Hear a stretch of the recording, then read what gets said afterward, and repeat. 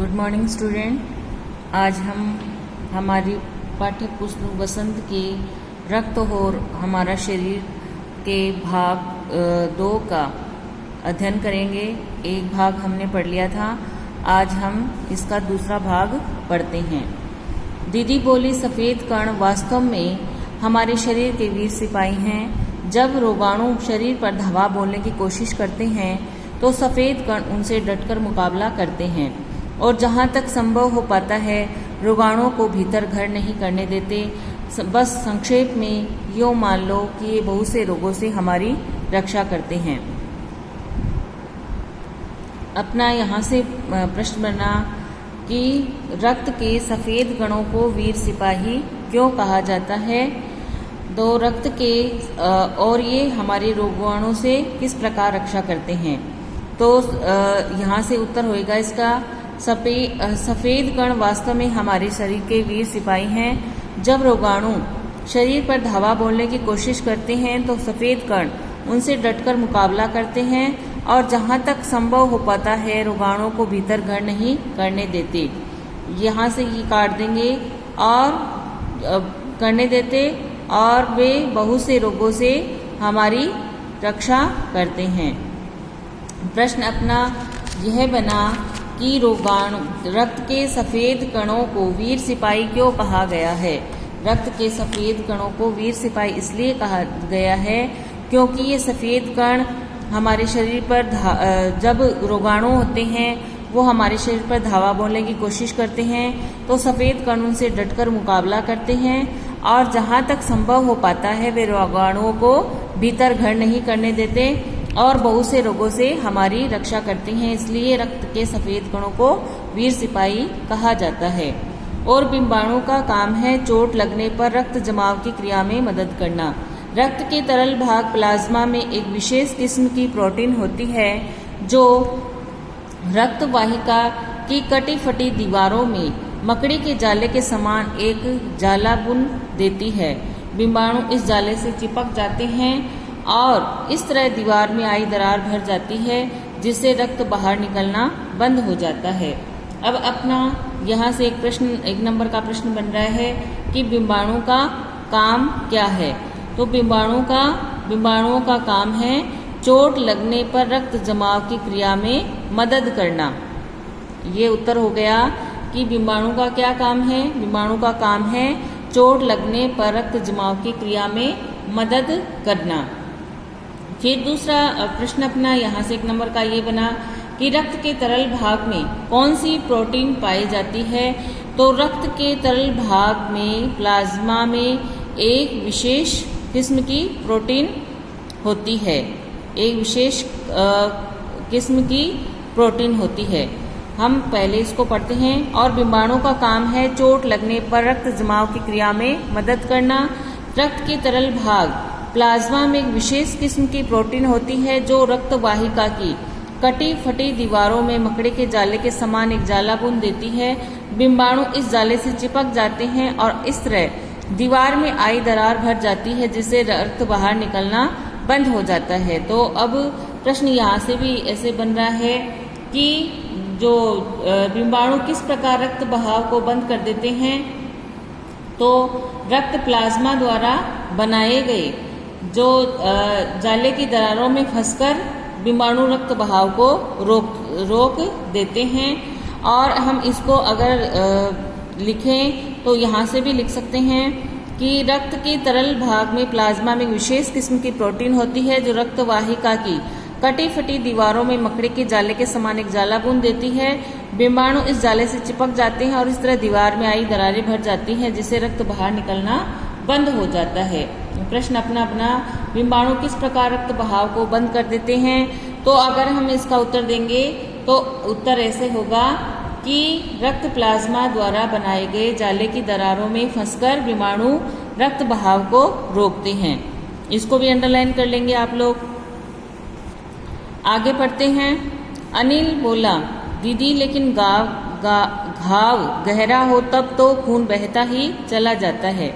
हाँ, ऐसे समय में उस व्यक्ति को जल्दी से डॉक्टर के पास ले जाना चाहिए।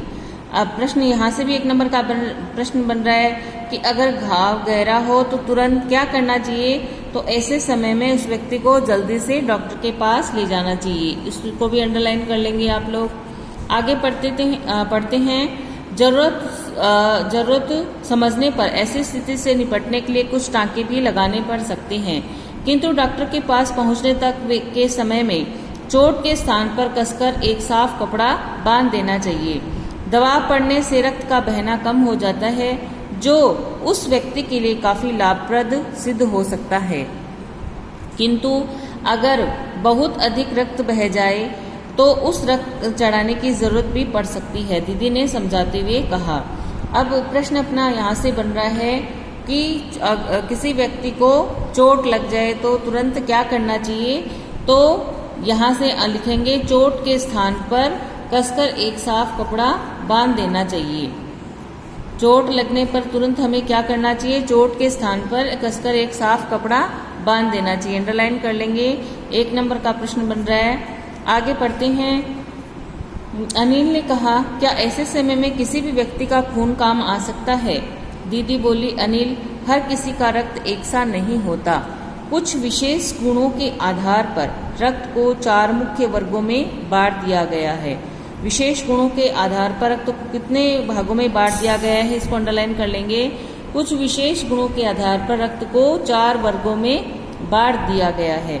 जरूरतमंद व्यक्ति के रक्त समूह की जांच करने के बाद उसे उसी रक्त समूह का रक्त चढ़ाया जा सकता है।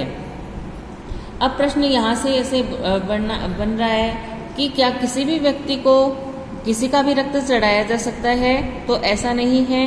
जरूरतमंद व्यक्ति के रक्त समूह की जांच करने के बाद उसे उसी रक्त समूह का रक्त चढ़ाया जा सकता है। यानी किसी का भी रक्त किसी को नहीं चढ़ाया जाता, पहले रक्त समूह की जांच होती है और उन दोनों का सेम मिलने पर ही उसी रक्त समूह का उसे रक्त चढ़ाया जाता है। इसको भी अंडरलाइन कर लेंगे आप लोग। आगे पढ़ते हैं। लेकिन जरूरत के समय यदि उस रक्त समूह का कोई व्यक्ति मिले ही नहीं, तब अनिल ने पूछा। ऐसी आपात स्थिति के लिए ब्लड बैंक बनाए गए हैं। प्राय हर बड़े अस्पताल में इस तरह बैंक होते हैं जहां सभी प्रकार के रक्त समूह का रक्त तैयार रखा जाता है, किंतु इन ब्लड बैंकों में रक्त का भंडार सुरक्षित रहे, इसके लिए ये आवश्यक है कि हमें समय समय पर रक्तदान करते रहें, दीदी ने कहा। अब यहाँ से प्रश्न अपना बन रहा है कि ब्लड बैंक किस लिए बनाए जाते हैं और ये इनका भंडार सुरक्षित रहे, इसके लिए क्या करना आवश्यक है। तो यहाँ से अंडरलाइन कर लेंगे कि ब्लड बैंक बनाए प्राय आपात स्थिति के लिए, ऐसी आपात स्थिति के लिए ब्लड बैंक बनाए गए हैं और हर बड़े अस्पताल में इस तरह के बैंक होते हैं जहां सभी प्रकार के रक्त समूहों का रक्त तैयार रखा जाता है, किंतु इन ब्लड बैंकों में रक्त का भंडार सुरक्षित रहे, इसके लिए आवश्यक है कि हमें समय समय पर रक्तदान करते रहना चाहिए। इसको पूरे पैराग्राफ को अंडरलाइन करेंगे कि किस स्थिति के लिए ब्लड बैंक बनाए गए हैं और इनके ब्लड बैंक है वो जो भंडार है उसका सुरक्षित रहे, इसके लिए क्या आवश्यक है। तो ब्लड बैंक ऐसी स्थिति के लिए कि किसी व्यक्ति को अगर उसी का रक्त समूह नहीं मिले, ऐसे आपात स्थिति के लिए ब्लड बैंक बनाए गए हैं और ये हर बड़े अस्पताल में, इस तरह के हर छोटे बड़े अस्पताल में ब्लड बैंक होते हैं जहाँ पर सभी प्रकार के जो रक्त समूह है वो रक्त तैयार रखे जाते हैं, परंतु इनका ब्लड बैंकों का भंडार सुरक्षित रहे, इसके लिए आवश्यक है कि हमें समय समय पर रक्तदान करते रहना चाहिए। दीदी ने कहा, क्या मैं भी रक्तदान कर सकता हूँ? अनिल ने पूछा। नहीं, अभी तुम छोटे हो। 18 वर्ष से अधिक उम्र के स्वस्थ व्यक्ति ही रक्तदान कर सकते हैं। अब प्रश्न यहाँ से भी 1 नंबर का बन रहा है कि कितने वर्ष के व्यक्ति अपना रक्तदान कर सकते हैं। तो यहाँ से होगा 18 वर्ष से अधिक उम्र के स्वस्थ व्यक्ति ही रक्तदान कर सकते हैं। प्रश्न यहाँ से भी एक बन रहा है कि एक समय में कितने मिलीलीटर किसी व्यक्ति से लिया जा सकता है तो एक समय में उनसे लगभग 300 मिलीलीटर रक्त ही लिया जाता है। इसको भी अंडरलाइन कर लेंगे आप लोग। आगे पढ़ते हैं। प्राय यह समझा जाता है कि रक्तदान करने से कमजोरी हो जाएगी, किंतु यह विचार बिल्कुल निराधार है। हमारा शरीर इतना रक्त तो कुछ ही दिनों में बना लेता है। वैसे भी शरीर में लगभग 5 लीटर खून होता है। इसमें से यदि कुछ रक्त किसी जरूरतमंद व्यक्ति के लिए जीवन दान बन जाए तो इससे बड़ी बात क्या होगी, दीदी समझाते हुए बोली। फिर तो बड़ा होने पर मैं नियमित रूप से रक्तदान किया करूँगा, अनिल ने कहा। शाबाश अनिल, डॉक्टर दीदी ने अनिल की पीठ ठोकते हुए कहा। तो यहाँ से प्रश्न यह बन रहा है कि हमारा जो शरीर में कितने लीटर खून होता है, तो हमारे शरीर में लगभग 5 लीटर खून होता है। इसको अंडरलाइन कर लेंगे आप लोग। क्या ये प्रश्न ये बन रहा है कि रक्तदान करने से कमजोरी आती है, तो यह इसको भी अंडरलाइन कर लेंगे।